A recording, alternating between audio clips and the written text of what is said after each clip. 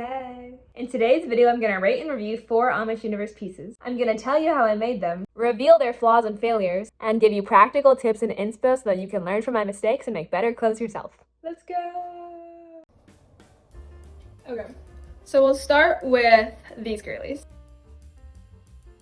This is one of the few designs that I randomly made that I don't actually have any negative feedback for, which is very rare.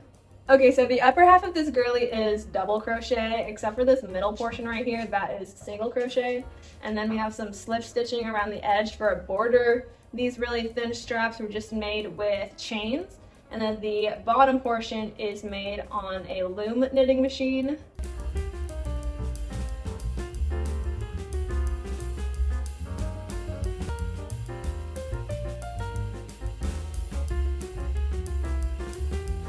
Lessons I learned while making this top. Lesson number 1 is that mixing stitches is awesome. Incorporating single crochets into what would have otherwise been a straight across, boring bandeau of double crochets really made a big difference in this design. Next time you're making something, I recommend questioning the default and considering where you could mix and match different stitches and incorporate some different structure, texture, or curves. The second lesson I learned while making this top is that adding straps made it 1,000 times more wearable. I originally envisioned this top as a strapless girly, but I quickly realized it was very impractical to wear it as such.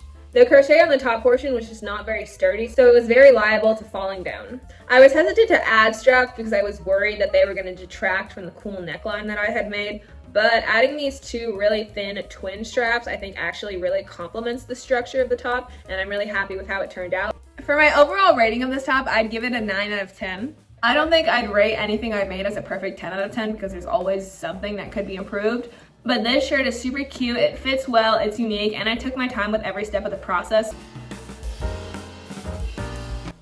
Okay, so this top I completed more recently, and it has some devastating flaws. This top was made on the Addy knitting machine.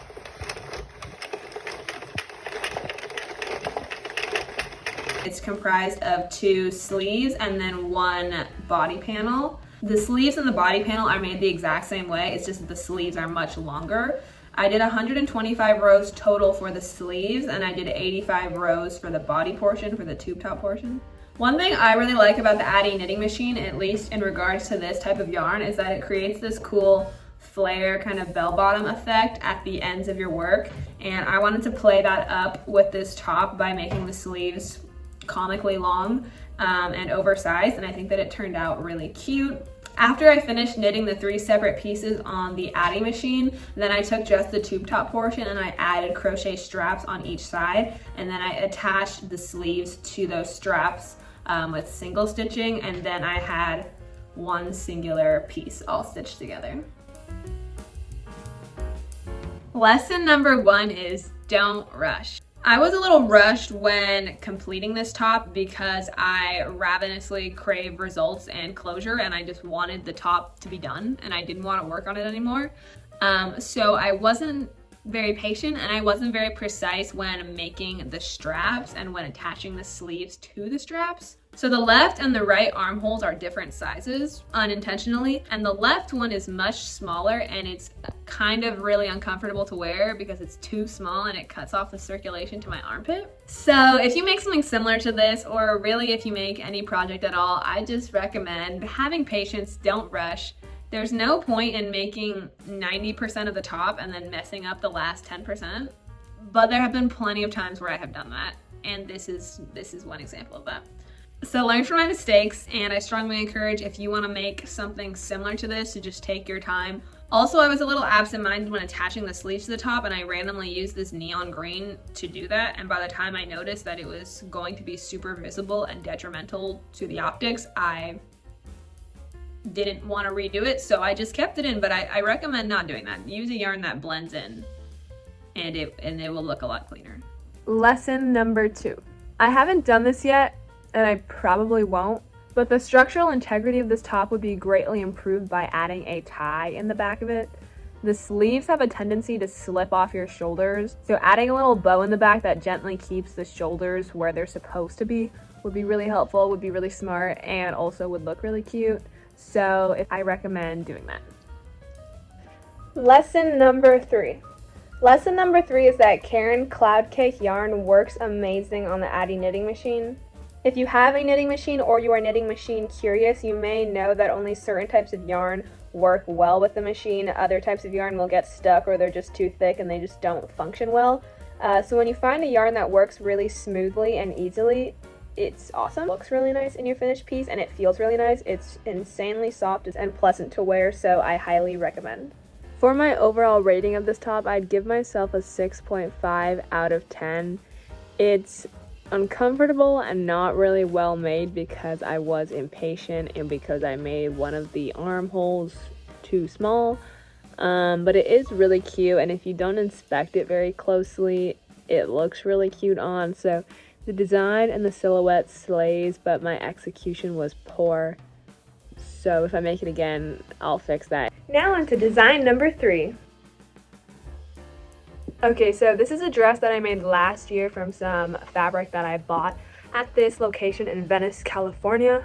I made this dress after I made this shirt and this skirt out of the same material, so I just made this out of what fabric was left over. And I wore this dress to my college graduation last year, so it's not a big deal or anything, but I started making this dress by first tracing a dress that my mom bought me from Urban Outfitters in 2018 because I really like how that one fits and I wanted this one to fit similarly. And then I just kind of freestyled, went a little experimental with the design. I had this idea in my head of a flap going over the front part of the dress, and I also had this weird idea for straps, which I think that they look cute, but I also think there's a reason that I've never seen straps like this before, and it's because it's kind of weird, because it kind of just sits in your armpit, which kind of makes it impossible to wear any kind of deodorant because you'll get it all over the strap. So I don't necessarily recommend following this route, but I do think that it looks cute and it's unique. Lessons I learned while making this dress. My first tip is sort of obvious and I already alluded to it, but that is to make new garments based off measurements from garments that you already have. I'm not really good at taking measurements on my own live human corpse, so I think that it's really helpful to be able to measure something that lays flat on the ground and that already is a piece of cloth. I feel like that's easier to translate one piece of cloth into measurements for another piece of cloth. And even though the gray dress that I made, the end product of that is very different than the original dress I based the measurements off of, it is still really helpful. You can still use this method even if you don't own anything that's similar to what you're trying to make. For example, if you're trying to make a dress but you don't currently have a dress that fits and looks like the one that you're trying to make, you can try to take a tank top or a t-shirt and a skirt that you already have in your closet and see if you can combine some of those measurements to approximate what you want your future dress to look like. The third lesson I learned while making this dress is to take every step of the process seriously, and even if the small part of the dress that you're sewing in that moment is not going to be visible on the outside, it's still a good idea to take the extra effort to make it look clean. When you're sloppy on the minor details, it compounds and you end up making a product that is overall sloppy.